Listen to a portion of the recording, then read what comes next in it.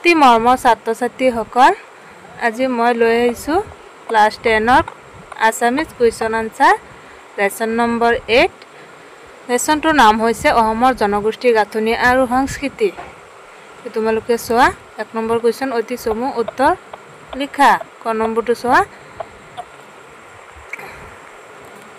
ত্ৰয়োদশ শতিকাত অসমলৈ অহা বহিৰাগত গোষ্ঠী কোনটো?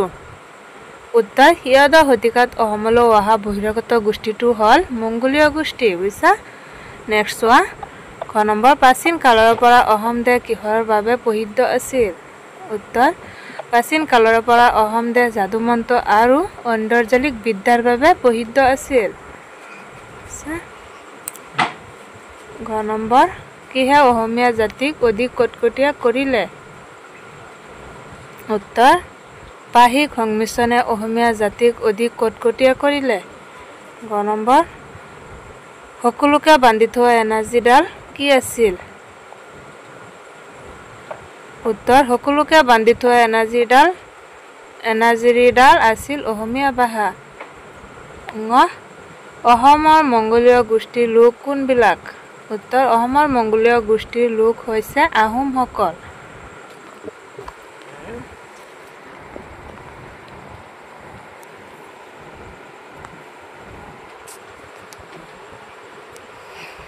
বুজিছা? তাৰপিছত 2 নম্বৰ কুৱেশ্যন চমু উত্তৰ লিখা। ক নম্বৰ, অসমীয়া জনগোষ্ঠীৰ দ্বাৰক বুলিলে কোনসকলক বুজায়?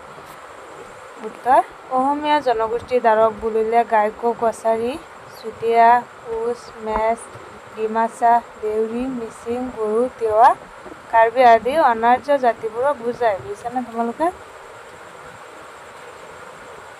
তাৰপিছত চোৱা খ নম্বৰ, কিমান চনৰ পৰা কিমান চনলৈ অসমৰ বিদ্যালয়ত বঙলা ভাষা চলিছিল? উত্তৰ, 1836 চনৰ পৰা 1873 চনলৈকে অসমৰ বিদ্যালয়ত বঙলা ভাষা চলিছিল। তাৰপিছত চোৱা গ নম্বৰটো, চাহ উদ্যোগৰ কৰ্মীসকল কোন?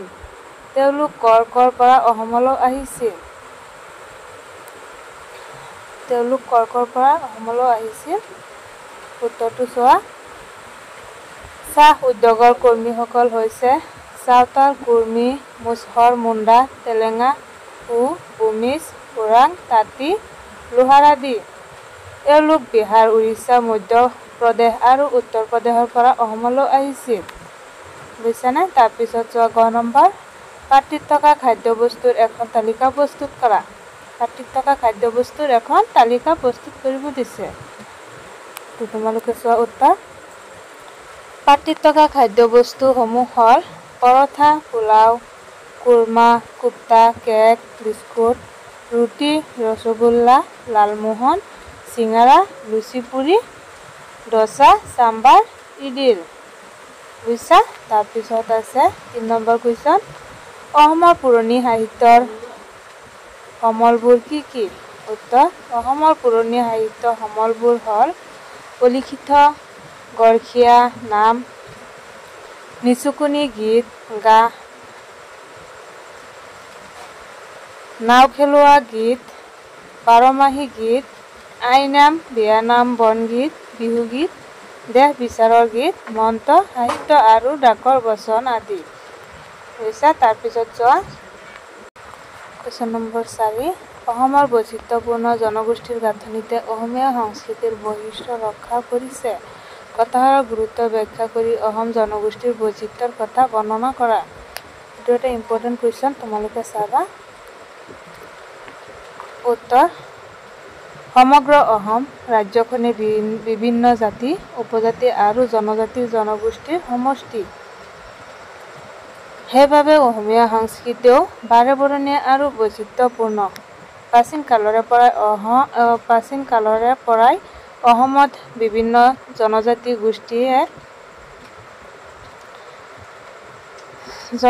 গোষ্ঠীৰ লোকে বাস কৰি আহিছে। অৰ্থাৎ অসমত আৰ্য জনগোষ্ঠীৰ লোকসকল আছিল ইয়াৰ প্ৰধান কেন্দ্ৰ। ঘাইকৈ ইয়াত কছাৰী, চুতীয়া, কোচ, মেচ, ডিমাচা, দেউৰী, মিচিং, বড়ো, তিৱা, কাৰ্বি আদিকে ধৰি অতীতত অকা, দফলা, আৱৰ, মিচিমি আদি জনগোষ্ঠীসমূহে অসম ভূমিত বসবাস কৰিছিল। তাৰপিছত পেৰাগ্ৰাফটো চোৱা। ত্ৰয়োদশ শতিকাত এইবোৰ জনগোষ্ঠীৰ লগত অসমলৈ নতুন গোষ্ঠীৰ আগমন ঘটিল। সেয়া হৈছে গাইকো, চীন আৰু হুকুং উপত্যকাৰ পৰা অহা মংগোলীয়সকল। অসমলৈ অহা আহোমসকলে নিজৰ পূৰ্বৰ কৃষ্টি সংস্কৃতি পৰিহাৰ কৰি হিন্দু ধৰ্ম আৰু নতুন সংস্কৃতি গ্ৰহণ কৰিছিল। সেই সময়তে অসমলৈ মুছলমান সকলো আহিছিল। ঊনবিংশ শতিকাত ব্ৰিটিছে চাহ উদ্যোগ প্ৰতিষ্ঠা কৰিবলৈ অসমলৈ চাওতাল, কুৰ্মী, মুছহৰ, মুণ্ডা, তেলেঙা, হো, ভূমিজ, ওৰাং, তাঁতী, লোহাৰ আদি লোকসকল ভাৰতবৰ্ষত বিভিন্ন প্ৰান্তৰ পৰা অহা জাতিসমূহ। এটা সময়ত আকৌ আৰ্য সংস্কৃতিতকৈ অনাৰ্য সংস্কৃতিহে বেছি গুৰুত্বপূৰ্ণ হৈ উঠিছিল। এই দেশলৈ আহোম, মুছলমান সকলকে ধৰি বিভিন্ন জনগোষ্ঠীৰ লোক আহিছিল। কোনোবাই দেশ জয় কৰিবলৈ আৰু কোনোবাই যুদ্ধবন্দী হিচাপে লৈ গ'ল। পুৰণি কালত অসমত থলুৱা বাসিন্দাসকলৰ ভিতৰত কছাৰী, চুতীয়া, কোচ, বড়ো আদিকে নিৰ্বিবাদে সকলোকে গ্ৰহণ কৰিছিল। তেওঁলোকে নিজ নিজ ধৰ্ম আচৰণ কৰি নিজ নিজ সংস্কৃতি ৰক্ষা কৰিবলৈ ধৰিলে। সেই সময়ছোৱাত বাহিৰৰ পৰা অহা মানুহবোৰ যি ঠাইৰ পৰা মূলতে আহিছিল, সেই ঠাইৰ লগত সম্বন্ধ ছেদ কৰি এই দেশৰ ভাষা সংস্কৃতি গ্ৰহণ কৰিবলৈ ল'লে। বুজিছা? এয়াই হ'ল এটা সংস্কৃতি সম্পূৰ্ণ জাতিৰ আন এটা সংস্কৃতি সম্পূৰ্ণ জাতিৰ লগত যাহ যোৱা ব্যৱস্থা। বুজিছানে? তাৰপিছত যোৱা 5 নম্বৰ কুৱেশ্যন। বিশেষ এটা ঔদ্যোগিক আবেষ্টনীৰ মাজত বসবাস কৰিবলৈ লোৱাৰ কাৰণেও থলুৱা সংস্কৃতিৰ পৰা আঁতৰি পৰিল।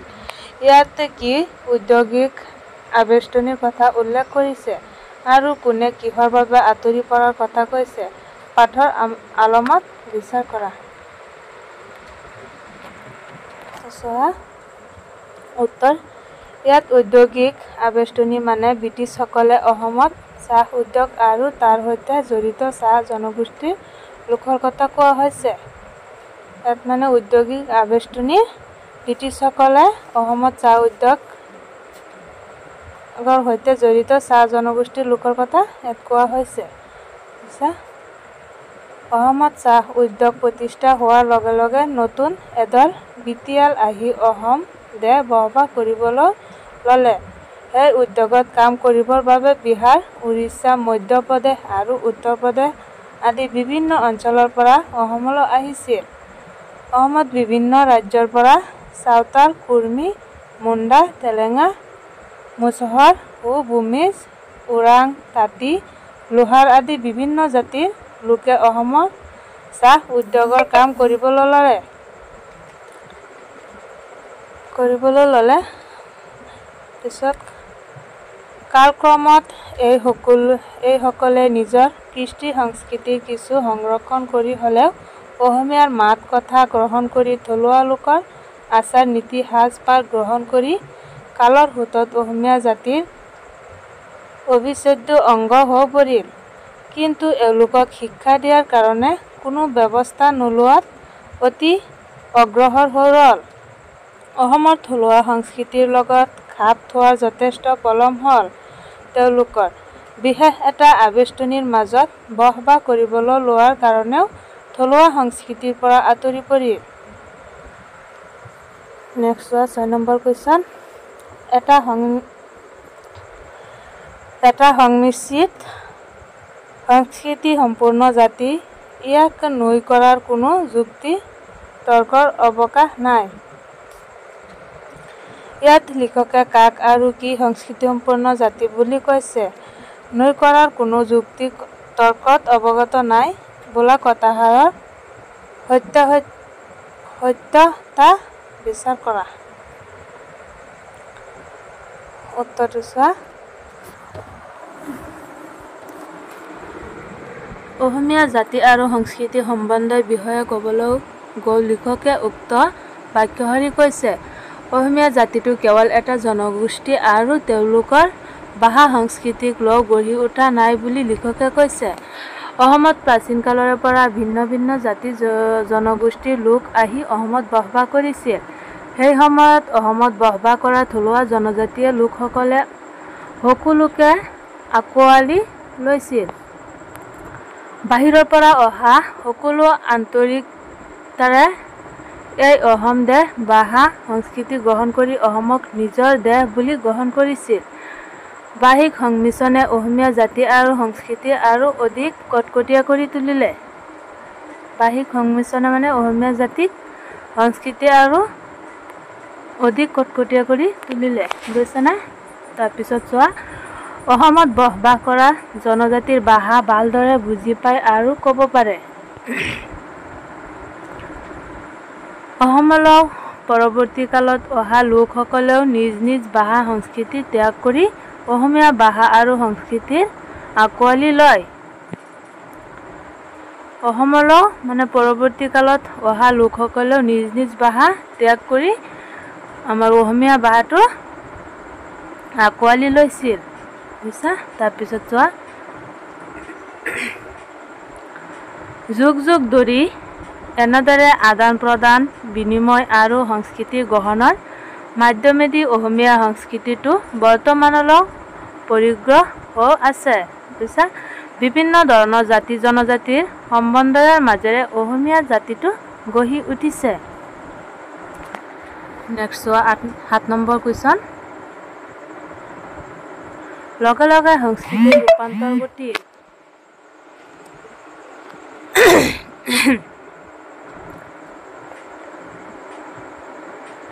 নেক্সট চোৱা, 7 নম্বৰ কুৱেশ্যন। লগে লগে সংস্কৃতিৰ ৰূপান্তৰ ঘটিল। কিহৰ লগে লগে সংস্কৃতিৰ ৰূপান্তৰ ঘটিল? এই ৰূপান্তৰ কিদৰে ঘটিছিল বুজাই লিখা। এটা ইম্পৰ্টেণ্ট কুৱেশ্যন, তোমালোকে ভালকৈ বুজি ল'বা, এক্সামত আহিলে ভালকৈ মানে লিখিব পাৰিবা। উত্তৰটো চোৱা, অসমলৈ ভাৰতবৰ্ষৰ বিভিন্ন ৰাজ্যৰ লগতে ভাৰতৰ বাহিৰৰ বিভিন্ন সময়তে ভিন ভিন জাতি উপজাতি আহি বৃহৎ অসমীয়া জাতি আৰু সংস্কৃতি গঢ়ি তুলিছিল। অসমৰ সংস্কৃতি বাৰেবৰণীয়া আৰু বৈচিত্ৰ্যপূৰ্ণ আছিল। ইয়াত শতিকাত মংগোলীয় গোষ্ঠীৰ লোকসকল অসমলৈ আহি থাকিবলৈ লয়। বুজিছা? আকৌ প্ৰাচীন কালৰ অসমখন আছিল অনাৰ্য জাতিৰ বাসস্থান।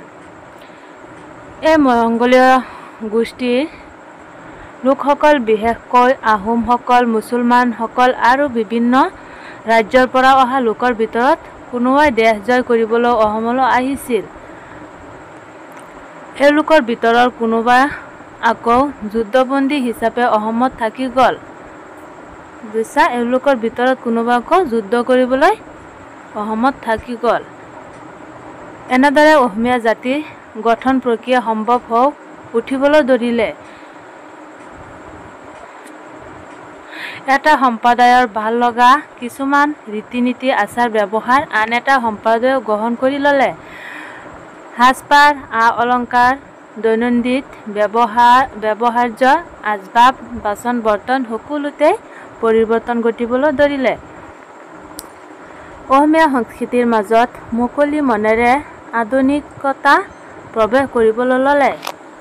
কোনেও কাকো জোৰকৈ একো কথাই জাপি দিয়া নাছিল। কোনে কাকো মানে জোৰকৈ কথা জাপি দিয়া নাছিল। এয়াই আছিল স্বতঃস্ফূৰ্ত প্ৰক্ৰিয়া। আদান প্ৰদান বৰ্ণাঢ্য আৰু বাৰেবৰণীয়া যোগেদি হোৱা সংস্কৃতি। তাৰপিছত চোৱা, 8 নম্বৰ কুৱেশ্যন। তাৎপৰ্য ব্যাখ্যা কৰা। ভালকৈ চোৱা। ক নম্বৰটো, দেখা যায় সকলোকে বান্ধি থোৱা এনাৰ্জিৰ ডাল আছিল অসমীয়া ভাষা। উত্তৰটো চোৱা। উত্তৰ, ভিন ভিন জনগোষ্ঠীৰ বাসস্থান অসমত ঐক্যৰ হেতু গঢ়ি তুলিছে। এই প্ৰদেশৰ ভাষাটোৱে এই কথাষাৰ বুজাবৰ বাবে কথাফাকি ফুটি উঠিছিল। ভাষিক সংমিশ্ৰণে অসমীয়া জাতিটোক আৰু সংস্কৃতিটোৰ বান্ধোনক অধিক কটকটীয়া কৰিছিল। ইয়াত থলুৱাভাৱে অনাৰ্য লোকসকলৰ লগতে বাহিৰৰ পৰা অহা ভিন্ন ভিন্ন জাতিৰ লোক সকলেও বিভিন্ন সময়ত আহি অসমত বসবাস কৰিছিল। অসমৰ বাহিৰৰ পৰা অহা লোকসকলেও অসমীয়া ভাষাটোক নিজৰ ভাষা বুলি গ্ৰহণ কৰিছিল। এওঁলোকে নিজৰ উপভাষাৰে নিজৰ মাজত থকা পাতিলেও প্ৰত্যেকেই অসমীয়া ভাষাৰে কথা কওঁ অসমীয়া ভাষাক নিজৰ ভাষা বুলি গ্ৰহণ কৰি উদাৰতাৰ পৰিচয় দিছিল। বুজিছানে? এওঁলোক নিজৰ নিজৰ মানে উপভাষাৰে নিজৰ মাজত কথা পাতিলেও প্ৰত্যেকে মানে অসমীয়া ভাষাৰে কথা কওঁ অসমীয়া ভাষাক নিজৰ ভাষা বুলি গ্ৰহণ কৰিছিল। তাৰপিছত চোৱা নিজৰ পৰিচয় দিছিল মানে অসমীয়া ভাষাতেই। চোৱা অসমৰ থলুৱা জনজাতি লোকসকলে নিজ নিজ জনগোষ্ঠীৰ ভাষা জীয়াই ৰখাৰ লগতে সমাজখনৰ সৈতে যোগাযোগৰ কাৰণে অসমীয়া ভাষাকে ব্যৱহাৰ কৰিছিল। অসমীয়া ভাষাটোক তেওঁলোকে উমৈহতীয়া ভাষাৰূপে গ্ৰহণ কৰিছিল। এই হেতু ইমান মজবুত আছিল যে অসমত আহোমৰ ভাষাৰে ভাষণ ঘটিয়েই সংস্কৃতিৰে আৰু মুছলমানে আৰবী ফাৰ্চীৰ কথা নাপাতে। প্ৰত্যেকেই অসমীয়া ভাষা হেতুৰে পাৰ কৰিছিল দৈনন্দিন জীৱন। অসমীয়া লোকসকল তেওঁলোকৰ আপোন হৈ পৰিছিল। অসমীয়া লোকসকল তেওঁলোকৰ আপোন হৈ পৰিছিল বুজিছা। আৰু অসমীয়া মাতৃভাষা এনেদৰে অসমীয়া ভাষাই ভাষিক সংমিশ্ৰণৰ মাজেৰে বিভিন্ন জাতি জনগোষ্ঠীৰ লোকসকল ঐক্য আৰু সম্প্ৰীতিৰ এনাজৰীৰে বান্ধি ৰাখিছিল বুজিছা। তাৰপিছত চোৱা খ নম্বৰটো একেৰা কুৱেশ্যনৰ আনচাৰ অতি ইম্পৰ্টেণ্ট তোমালোকে ভালকৈ বুজি ল'বা। চোৱা খ নম্বৰ কুৱেশ্যনটো এই গোটেইবোৰ হ'ল চত প্ৰণোদিত ভাৱে হোৱা প্ৰক্ৰিয়া। উত্তৰ ভিন্ন ভিন্ন জাতি জনজাতিৰ মাজত কলা সংস্কৃতি ৰীতি নীতি আদিৰ সংমিশ্ৰণত বৃহৎ অসমীয়া সংস্কৃতি গঢ়ি উঠা দেখিবলৈ পোৱা গৈছে। ইয়াকে বুজাবৰ বাবে কথাষাৰ কোৱা হৈছে। নেক্সট চোৱা পেৰাগ্ৰাফটো বিভিন্ন সময়ত আমি মাত কথা আচাৰ ব্যৱহাৰ সাজ সজ্জা ৰীতি নীতি আদিৰ ক্ষেত্ৰত আমি কেৱল আমাৰ নিজৰটোকে ধৰি ৰখা নাছিলোঁ। আমি আনৰ ৰীতি নীতি সাজ সজ্জা আদিবোৰ গ্ৰহণ কৰিছিলোঁ। আমাৰ নিচিনাকৈ অন্যও আমাৰটো গ্ৰহণ কৰি লৈছিল। এনেদৰে জাতিকুলৰ পৰম্পৰাগত প্ৰাচীন ভাঙি বিয়া সবাহ মৰা সকাম আদিত ভিন ভিন জাতিৰ লোক একেলগে ভাগ ল'ব পৰা হৈ উঠিছিল। সকলোৱে একগোট হৈ পৰস্পৰৰ উৎসৱ অনুষ্ঠান আদি বিভিন্ন কাৰ্যক্ষেত্ৰত যোগ দিয়ে। সকলোৱে মানে একগোট হৈ পৰস্পৰৰ উৎসৱ মানে অনুষ্ঠানত যোগ দিয়ে। এনেদৰে মাতৃত্বৰ বান্ধোন কটকটীয়া হৈ পৰিল। এনেদৰে মাতৃত্বৰ মানে বান্ধোনটো কটকটীয়া অধিক চলাকীয়া হৈ পৰিল। সময়ৰ লগত যোগ মিলাই পৰিৱৰ্তনেই সংস্কৃতিলৈ নতুনত্ব আনিলে। নিজ কৰ্মৰ কৰ্ষণ কৰি আমি এক উমৈহতীয়া সংস্কৃতি গঢ়ি তুলিছোঁ। এই সংস্কৃতি মিলনৰ সংস্কৃতি।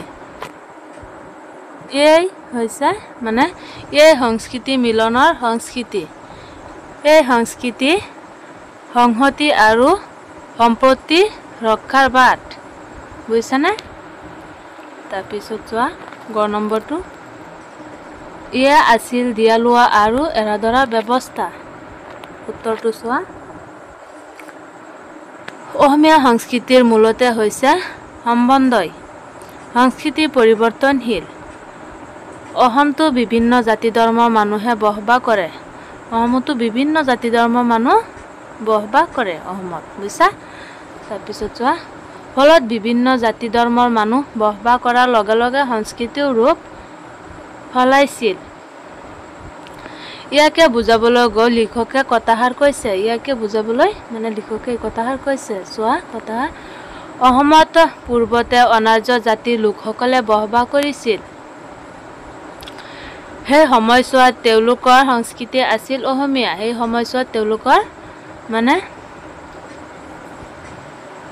সংস্কৃতি আছিল অসমীয়া। অসমলৈ কালক্ৰমত বিভিন্ন সময়ত বিভিন্ন জনগোষ্ঠীৰ লোক আহিছিল। যদিও তেওঁলোকে নিজৰ মাতৃভূমি ভাষা সংস্কৃতি পৰিহাৰ কৰি অসমীয়া সংস্কৃতি আৰু ভাষা নিজৰ বুলি গ্ৰহণ কৰি লৈছিল। তেওঁলোকে নিজৰ কিছুমান সংস্কৃতি এৰিছিল আৰু পূৰ্বৰ কিছুমান সংস্কৃতিৰ সৈতে যোগ দিছিল। তেওঁলোকে মানে নিজৰ কিছুমান সংস্কৃতি এৰি পূৰ্বৰ কিছুমান সংস্কৃতিৰ সৈতে মানে যোগ দিছিল। বুজিছা? তাৰপিছত চোৱা, সেয়া হ'ল সকলোৱে মিলি অসমীয়া ভাষাটো গ্ৰহণ কৰি ল'লে। সকলোৱে নিজৰ লগত লওঁ অহাবোৰক ধৰি নাথাকি ভাষা সংস্কৃতিক আঁকোৱালি লোৱাৰ লগতে পৰস্পৰৰ ৰীতি নীতি আচাৰ ব্যৱহাৰ সাজ সজ্জা ৰন্ধন প্ৰকৰণ আদিও গ্ৰহণ কৰি ল'লে। তেওঁলোকে মানে পৰস্পৰ ৰীতি নীতি মানে আচাৰ ব্যৱহাৰ সাজ সজ্জা যিমান আছে ৰন্ধন প্ৰকাৰ আদিও গ্ৰহণ কৰি ল'লে। বুজিছা? চোৱা তাৰপিছত কোনেও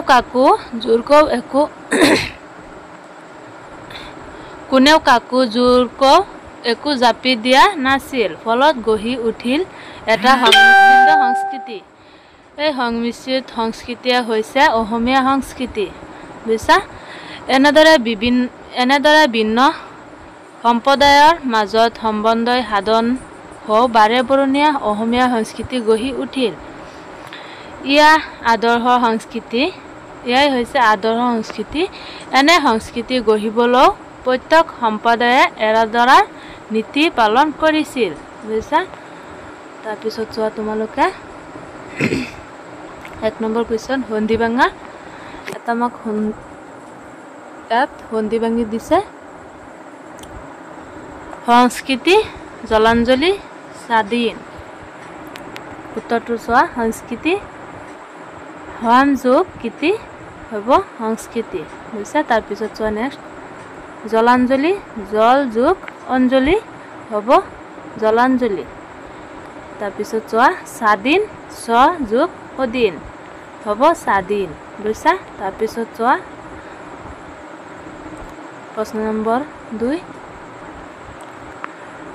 উপসৰ্গ লগ লগাই 3টা শব্দ গঠন কৰা।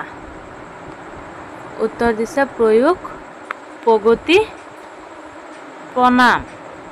বুজিছা? তাৰপিছত চোৱা 3 নম্বৰ, বাক্য ৰচনা কৰা। বাক্য ৰচনা কৰিব দিছে। তোমালোকে চোৱা, ভাষা সংস্কৃতি, পূজা পাৰ্বণ, বেপাৰ বাণিজ্য, সহজ সৰল, দিয়া লোৱা, এৰা ধৰা। এইকেইটা চোৱা, ভালকৈ বুজি ল'বা। ইম্পৰ্টেণ্ট আছে, এক্সামত আহিব পাৰে তোমালোকৰ। তো ভালকৈ চোৱা। উত্তৰ, ভাষা সংস্কৃতি। আমি লিখিম,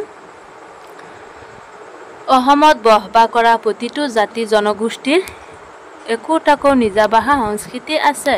বুজিছা? নেক্সট চোৱা, পূজা পাৰ্বণটো আমি লিখিম, হিন্দু সমাজৰ ব্ৰাহ্মণসকলে পূজা পাৰ্বণত মুখ্য ভূমিকা পালন কৰে। নেক্সট চোৱা, বেপাৰ বাণিজ্য আমি লিখিম, বেপাৰ বাণিজ্যৰ বিস্তাৰে অৰ্থনৈতিক পৰিৱৰ্তন সূচনা কৰে। তাৰপিছত চোৱা, সহজ সৰল লোকে আনৰ সুখত নিজৰ সুখ অনুভৱ কৰে। সহজ সৰল লোকে মানে আনৰ সুখত নিজৰ সুখ বুলি অনুভৱ কৰে। বুজিছা? তাৰপিছত চোৱা, দিয়া লোৱা আমি লিখিম, এতিয়া এজনী ছোৱালীৰ বিবাহ কাৰ্য সম্পূৰ্ণ কৰা হয় তেতিয়া অসমীয়া সমাজত কিছুমান দিয়া লোৱা কাৰ্য কৰা হয়। বুজিছা? তাৰপিছত চোৱা, এৰা ধৰাটো আমি লিখিম, যিকোনো এটা সম্পৰ্ক দীঘলীয়াভাৱে চলাই নিবলৈ হ'লে সৰু সৰু কথা কিছুমান এৰা ধৰা কৰিবলগীয়া হয়। বুজিছা? যিকোনো মানে এটা সম্পৰ্ক যদি আমি দীঘলীয়া কৰিব খোজো তেনেহ'লে আমি মানে সৰু সৰু কথা কিছুমান মানে এৰা ধৰা কৰি চলাব লাগে, মানে এৰা ধৰা কৰিবলগীয়া হয়। বুজিছা? তাৰপিছত চোৱা, কুৱেশ্যন বেংক আনচাৰ। 1 নম্বৰটো চোৱা, অতীত অতীতত অসমৰ আন এটা নাম কি আছিল উত্তৰ অতীতত অসমৰ আন এটা নাম কামৰূপ আছিল বুজিছা তাৰ পিছত চোৱা 2 নম্বৰ কোৱেশ্চন পূৰ্ব পাকিস্তান বৰ্তমান কি নামেৰে জনাজাত পূৰ্ব পাকিস্তান বৰ্তমান বাংলাদেশ নামেৰে জনাজাত তাৰ পিছত চোৱা 3 নম্বৰ কোৱেশ্চন অসমত আদিৰে পৰা প্ৰচলিত ধৰ্ম দুটা কি কি উত্তৰ অসমত আদিৰে পৰা প্ৰচলিত ধৰ্ম দুটা হল হিন্দু তান্ত্ৰিক ধৰ্ম আৰু বৌদ্ধ ধৰ্ম বুজিছা তাৰ পিছত চোৱা 4 নম্বৰ কোৱেশ্চন অসমলৈ অহা প্ৰথম বহিৰাগত গোষ্ঠী কোন অসমলৈ অহা প্ৰথম বহিৰাগত গোষ্ঠী হল মংগোলীয়সকল বুজিছা তাৰ পিছত চোৱা কোৱেশ্চন নম্বৰ 5 মুছলমানসকল অসমলৈ কেতিয়া আহিছিল উত্তৰ মুছলমানসকল কুৰি শতিকাৰ চতুৰ্থ দশকত অসমলৈ আহিছিল চোৱা নেক্সট 6 নম্বৰ অসমত স্বাধীনতা সূৰ্য কেতিয়া অস্ত গল উত্তৰ ইয়াণ্ডাবু সন্ধিৰ পাছৰে পৰা অসমৰ স্বাধীনতা সূৰ্য অস্ত গল নেক্সট 7 নম্বৰ কোৱেশ্চন বংগদেশৰ পৰা কি কি খাদ্য সম্ভাৰ অসমত প্ৰৱেশ কৰে উত্তৰ ৰসগোল্লা লালমোহন চিঙৰা আদি বংগদেশৰ পৰা অসমত প্ৰৱেশ কৰে তাৰ পিছত চোৱা 8 নম্বৰ জাহ যোৱাৰ এটা প্ৰধান উপায় কি উত্তৰ জাহ যোৱাৰ এটা প্ৰধান উপায় হল বাহা গ্ৰহণ বুজিছা তোমালোকে নেক্সট ভিডিও পাবৰ কাৰণে মোৰ চেনেলটো সাবস্ক্ৰাইব কৰি থবা এতিয়া মই এইখিনিতে সামৰিলোঁ